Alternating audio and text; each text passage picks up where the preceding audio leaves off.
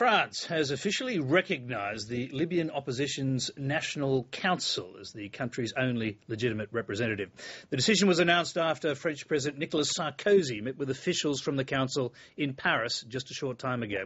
The recognition is a boost for the Libyan rebels who've repeatedly called for a no-fly zone over the country, something NATO and the EU will discuss in talks about to begin in Brussels.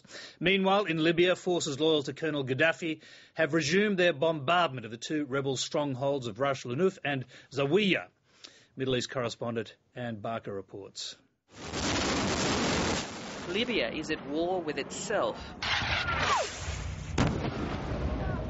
This is the front line between rebel fighters and Colonel Gaddafi's forces in Libya's east. Rebel fighters fire rockets on dug-in government troops, but they're pushed back. During the exchanges of fire, one of the key facilities the two sides are fighting for in Ras Lanuf, the oil terminal, was hit, sending plumes of dark black smoke into the air. Each side accuses the other of blowing up the facility. It's not the only part of Libya where Muammar Gaddafi's forces appear to have the upper hand. Libyan state television has broadcast these pictures of Zawiya, showing government soldiers who claim to have driven the rebels out of the town after a four-day offensive.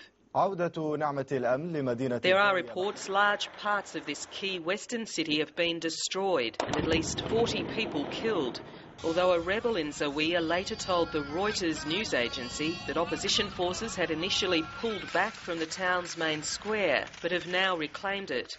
Both claims are difficult to verify, with Western media being kept well away from Zawiya, and those who try to go there do so at great risk. On the outskirts of Zawiya, a team from the BBC's Arabic service was detained and beaten by government forces and subjected to what they claim were mock executions.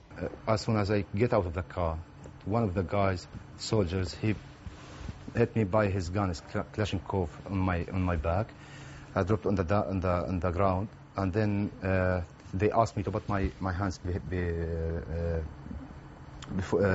behind my head, and then I start hear this gun machines. When they're cocking the weapon. Yeah, exactly. And I feel it's just behind me. At this moment, I felt that it's just minutes, and they will shoot me. The journalists say they were taken to a government detention centre and described the brutality meted out to the captured civilians and rebel fighters held there. Most of them, they hooded and handcuffed really tightly, all swollen hands, broken ribs. They were in agony, they were screaming.